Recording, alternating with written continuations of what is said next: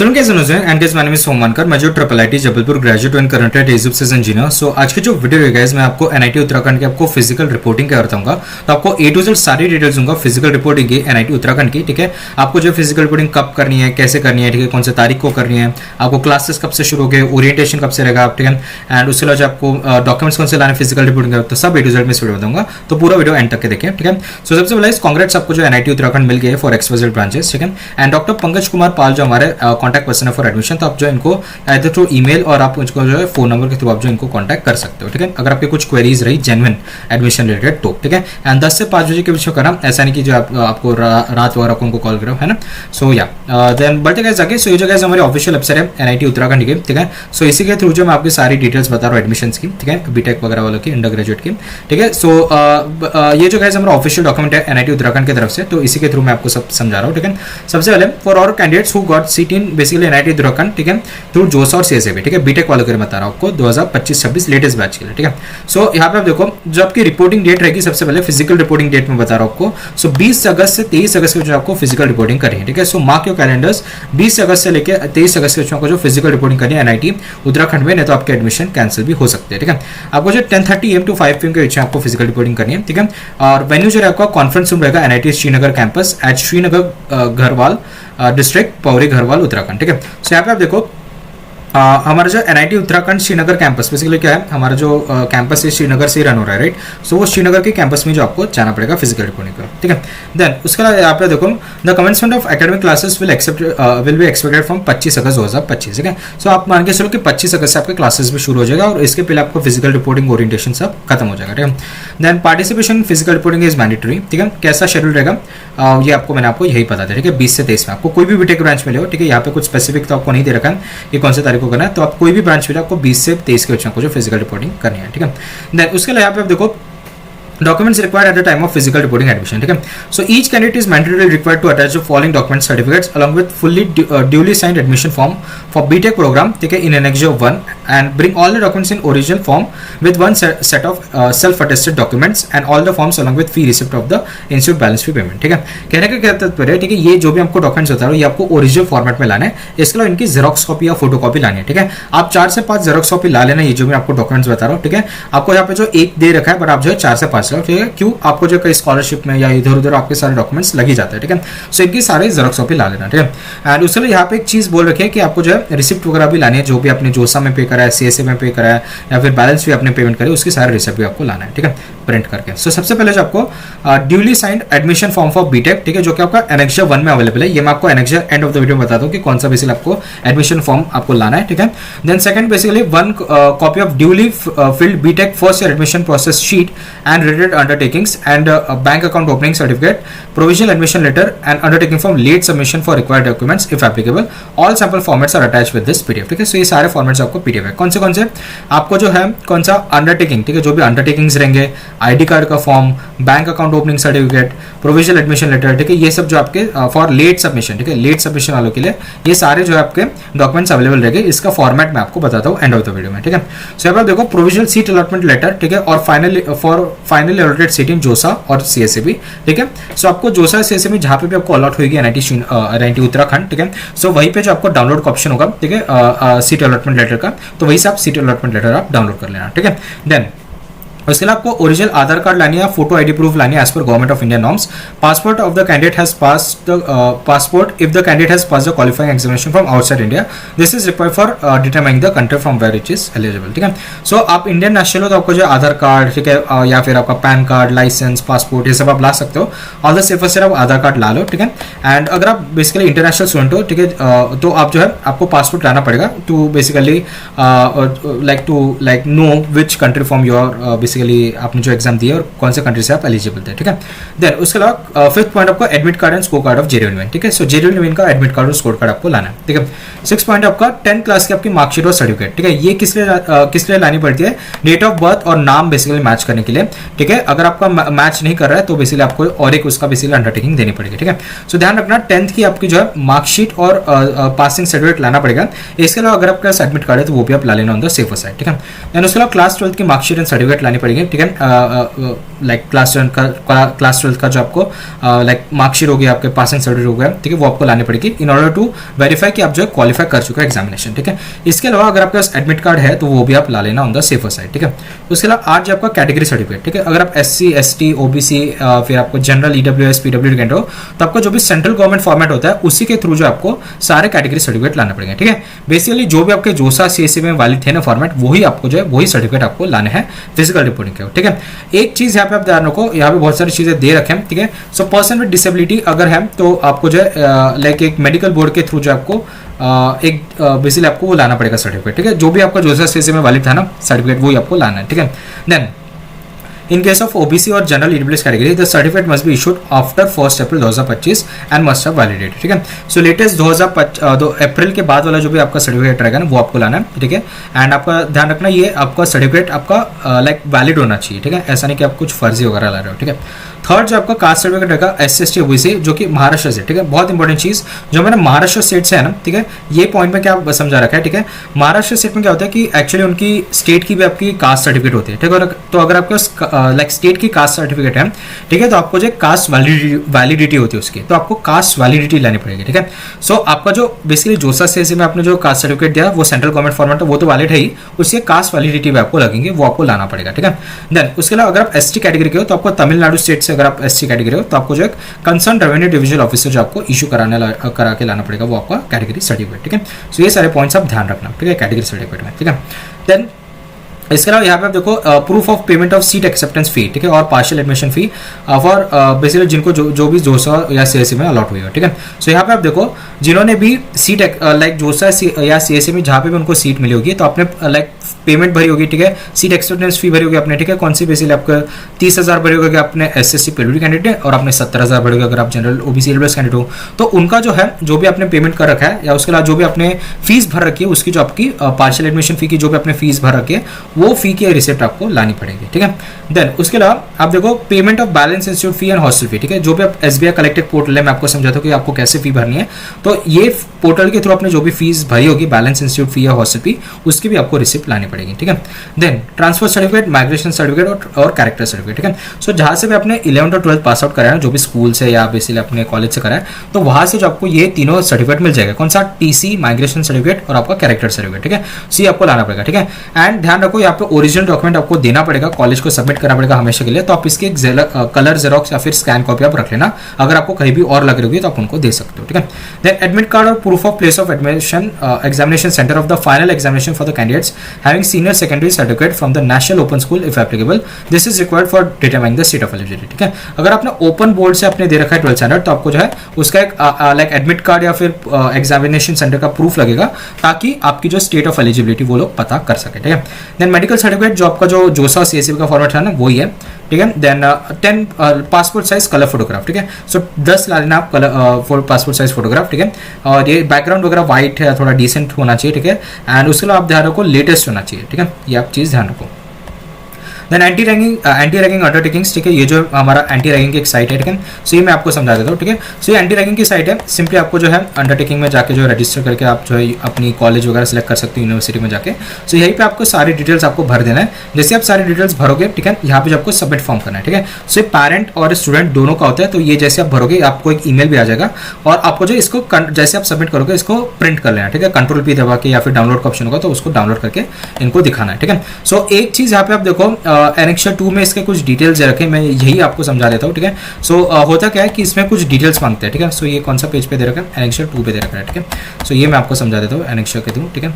सो हाँ anti ragging का यहाँ पे आपको दे रखा है, ठीक है। हाँ यहाँ पे आप देखो ये जो भी फॉर्म है ना अंडरटेकिंग का, ठीक है, यहाँ पे आप देखो सारी इन्होंने डिटेल्स भर रखे हैं, ठीक है। सो ये डिटेल्स के थ्रू आप रेफरेंस देके सब भर सकते हो, ठीक है। पुलिस स्टेशन वगैरह पूछते कहीं तो, ठीक है, एग्जैक्टली मेरे को पता नहीं कहाँ पे पूछते हैं, ठीक है। हाँ यूनिवर्सिटी कोड देखो यहाँ पे यूनिवर्सिटी कोड, यूनिवर्सिटी नेम, ठीक है। उसके अलावा यहाँ पे आप देखो कहीं ना पुलिस स्टेशन वगैरह पूछते हैं, ठीक है, डायरेक्टर का नाम एंड या नियरेस्ट पुलिस स्टेशन, ठीक है। सो ये सब डिटेल्स आपको डालनी है, ठीक है, वो फॉर्म में, ठीक है। सो ये इसी के थ्रू रेफरेंस करके आप जो है सारी डिटेल्स भर लेना, ठीक है। इसके भी लिंक वगैरह मैं आपको डाल दूंगा, ठीक है। सो हम थे डॉक्यूमेंट्स पे, ठीक है गाइस, एंड डॉक्यूमेंट्स में अगर हम देखते हैं, सो डॉक्यूमेंट्स में नेक्स्ट है गाइस हमारा one set of self attested copy of all documents, ठीक है, जैसे आपको होता है जेरोक्स कॉपी आपको देनी पड़ेगी, ठीक है। उसके अलावा यहाँ पे आप देखो कैंसल चेक और passbook regarding bank details of the like candidate या पेरेंट, ठीक है। सो यहाँ पे आप देखो ये जो आप अकाउंट होगे इसी में आपके जो सारे ट्रांजैक्शंस होने चाहिए या फिर आपके जो फी या रिफंड वगैरह होगे ना, कॉलेज इसी अकाउंट में देगी, ठीक है। सो एक अकाउंट अगर आपका नहीं है स्टूडेंट तो आप एक बना लो अच्छा सा, ठीक है, अकाउंट पेरेंट्स के अकाउंट में आप कब तक दोगे, राइट। तो एक स्टूडेंट का अकाउंट बना लो ताकि आपके जो भी चीज़ें रहेंगे ट्रांजेक्शन वगैरह वो उसके थ्रू हो सके, ठीक है। अगेन एक कैंसल चेक और लगेगी या फिर आपका जो पासबुक का जो फ्रंट पेज होता है ना वो आपको लाना पड़ेगा, ठीक है। ओरिजिनल भी ला लो और जेरोक्स भी ला लो, ठीक है। Then student who want remission in tuition fee, जो भी आपका जनरल ओबीसी ईडब्ल्यूएस कैंडिडेट जिनकी फैमिली इनकम के अकॉर्डिंग आपका जो फी वेवर मिलता है, रेमिशन मिलता है, तो उनको जो है प्रॉपर इनकम सर्टिफिकेट लाना पड़ेगा, ठीक है। ये जो हमारा लेटेस्ट होना चाहिए 1 अप्रैल के बाद वाला, ठीक है। सो अपना तहसीलदार वगैरह से होता है ना उससे आपको कराना पड़ेगा, उसके नीचे वाले रैंक पे तो नहीं, रैंक पोजीशन वाले से नहीं आपको लाना है, तहसीलदार वगैरह को पकड़ो अच्छे से और उनके इशूड आपको जो है ये आपका इनकम सर्टिफिकेट होना चाहिए फैमिली का, ठीक है, बोथ मॉम एंड डैड का, ठीक है। ये चीज़ आप ध्यान रखना। और लेटेस्ट अगर ये नहीं होता तो आपको फी रेमिशन नहीं मिलेगी, ठीक है। देन उसके अलावा यहाँ पे आप देखो the note the if the original candidates original certificates are not in English Hindi then एक ट्रांसलेटेड वर्जन आपको लगेगा, ठीक है। सो अगर आप जनरल लाइक आप जो भी आपके डॉक्यूमेंट्स हैं अगर आपका इंग्लिश हिंदी में नहीं है तो एक ट्रांसलेटेड वर्जन आपको लाना पड़ेगा, ठीक है। ये भी आपका लाइक एडवोकेट के थ्रू आप बन जाएगा, ठीक है।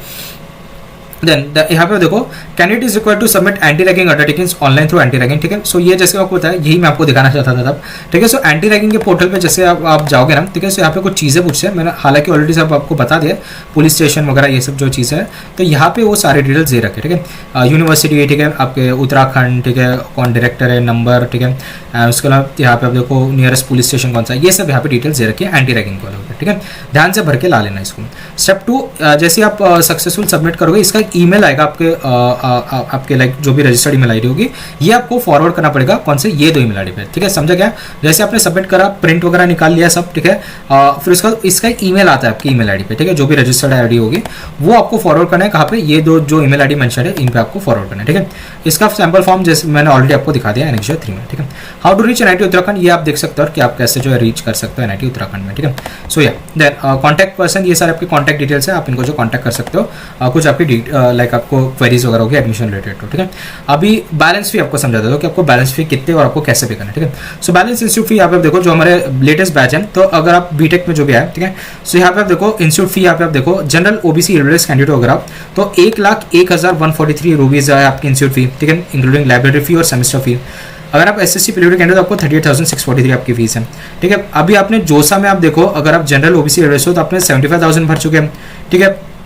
उसके अलावा यहाँ पे आप देखो 5,000 जो उनकी फी होती है, क्या नाम है, जो से भी जहाँ से अपने क्या उनकी फी होती है। सो बच्चे कितने 70,000, सबको टोटल बैलेंस फी आपको कितने पे करना है 31,143 आपको पे कर रहे हैं अगर आप जनरल ओबीसी ईडब्ल्यूएस कैंडिडेट, ठीक है। एसएससी पीडब्ल्यूडी कैंडिडेट में आप देखो इंस्टीट्यूट फी आपके 38,643 रुपीज़ है, ठीक है। अभी आपने 35,000 भर चुके हो गए जहाँ पे जो से में, ठीक है। 5,000 उनकी फी रहती है, बचा कितना 30,000। सो 30,000 इंस्टीट्यूट को दे दिया, सो आपको 8,643 रुपीज़ आपको और बैलेंस फी पे करनी पड़ेगी, ठीक है।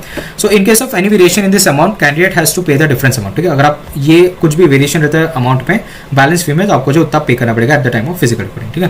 Then student who want remission in tuition fee under general OBC EWS उनको एक बेसिकली लाइक इनकम सर्टिफिकेट लगेगा।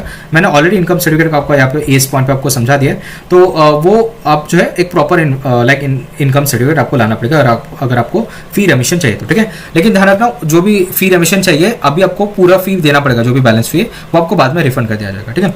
देन उसके लिए यहाँ पे आप देखो हॉस्टल फी, यहाँ पे आप देखो हॉस्टल फी आपकी 34,033 रुपीज़ रहेगी, ठीक है। हॉस्टल फी भी आपको पे करनी पड़ेगी, ठीक है।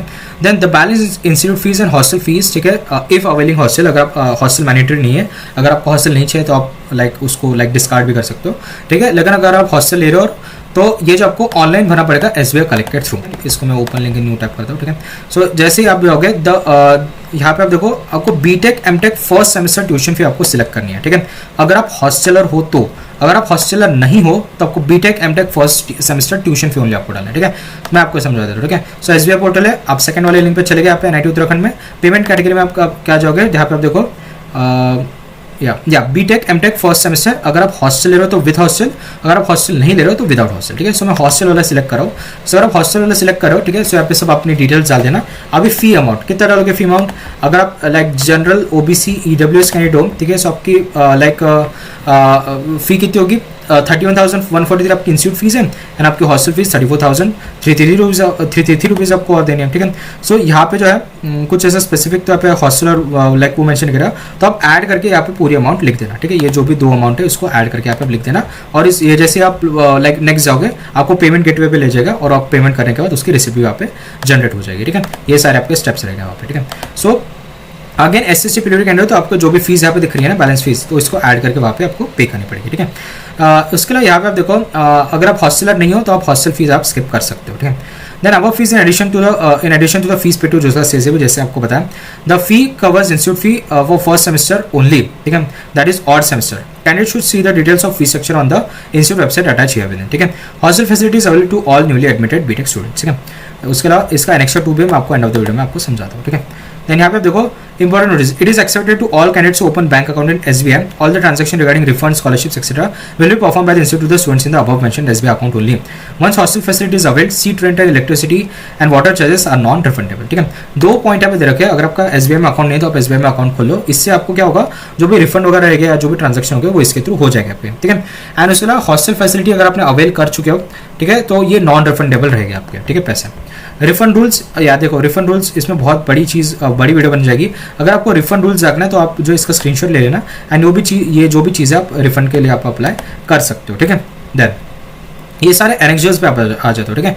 एनेक्सर 1 जो आपका एडमिशन फॉर्म है, जो आपको फॉर्म नंबर 1 बताया था ना, सिंपली कुछ नहीं करना, आपको इसकी प्रिंट आउट निकालनी है और हैंड रिटन फॉर्म में भर देना है और आपको कॉलेज को देना है, ठीक है।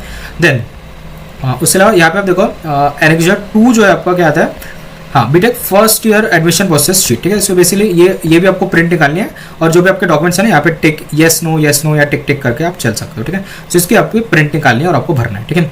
अंडरटेकिंग 1 यहाँ पे आप देखो लाइक इसकी प्रिंट निकाल के आपको भरनी है एडमिट कार्ड के लिए बेसिकली ये, तो ये आपको प्रिंट निकाल के बस आपको देनी है, ठीक है।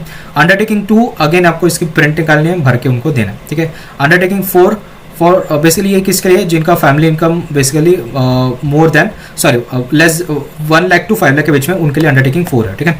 देन जिनकी family income less than 5 lakh है उनकी अंडरटेकिंग ये रहेगी, ठीक है। देन अंडरटेकिंग 5 आपको दे रखी है यहाँ पे, इसको भी आपको भर के लाना है, ठीक है। अंडरटेकिंग 5 स्टूडेंट कॉपी है ये, इसको भी आपको भर के लाना है, ठीक है। सो ऑफिस कॉपी स्टूडेंट कॉपी दोनों है, दोनों आपको प्रिंट आउट निकल के लाना है, ठीक है। आइडेंटिटी कार्ड का है, अगेन इसकी जो आपको प्रिंट निकाल के लानी है और भर के देना है। देन सर्टिफिकेट, ये कौन सा है, सर्टिफिकेट है, ठीक है, या बैंक अकाउंट के लिए बेसिकली सर्टिफिकेट, ठीक है। सो इसके भी आपको प्रिंट निकाल के आपको लाना है, ठीक है। एनेक्सर्स ये सारे एनेक्सर्स आप पढ़ लो, मैं आपको बता दूंगा, ठीक है। प्रोविजनल एडमिशन लेटर ये वही है जो आपको जो है जोसा सेसेबल के थ्रू मिला है आपको, ठीक है। एंड इसके भी प्रिंट निकालने आपको, ठीक है, इसके भी प्रिंट निकाल के आपको जो है इसमें भरना है, ठीक है। देन उसके अलावा यहाँ पे आप देखो अंडरटेकिंग फॉर लेट सबमिशन, अगर आप डॉक्यूमेंट्स लेट सबमिट करो किसी रीजन से तो आपको ये जो आपको भरना पड़ेगा, ठीक है। देन फीस स्ट्रक्चर मैं इस टाइम वेस्ट नहीं करूँगा, इसकी ऑलरेडी वीडियो मैं बना चुका हूँ, ठीक है, आप मेरे चैनल पे आप देख सकते हो, ठीक है। देन उसके अलावा यहाँ पे आप देखो ये ये तो मैंने आपको ऑलरेडी एक्सप्लेन कर चुका हूँ, रैगिंग वाला, ठीक है। सो ये जो भी एनेक्सर्स बताया ना, ये एनेक्सर्स आपको जो है भर के लाना है, ठीक है। और इसके अलावा अगर हम डॉक्यूमेंट सेक्शन में अगर हम जाते हैं, ठीक है, कुछ नहीं करना है, जो भी हमने आपको एनेक्सर बनना है प्रिंट निकालना है, भर के भरना है और बस आपको लाना है, ठीक है। और ज़्यादा उसमें दिमाग मत लगाओ, ठीक है। उसके अलावा जो है, ठीक है, या इसमें कहीं भी नोटरी या फिर एफिडेविट वाला मेंशन नहीं है।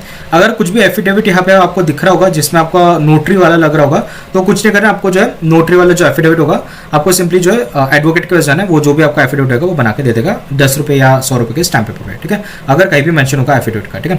सो उसके अलावा जो है गाइस और कुछ मेंशन नहीं है बीटेक में। अगर हम फिर जाते हैं सो फीस स्ट्रक्चर और बाकी सब चीज़ें दे रखे और तो कुछ लेटेस्ट अपडेट्स नहीं है, ठीक है। सो यही थी गाइस आज की वीडियो, होप आपको जो वीडियो पसंद आएगी, और आपको वीडियो पसंद आया so please like share subscribe channel. मिलते हैं नेक्स्ट वीडियो में, तब तक के लिए टाटा बाय बाय।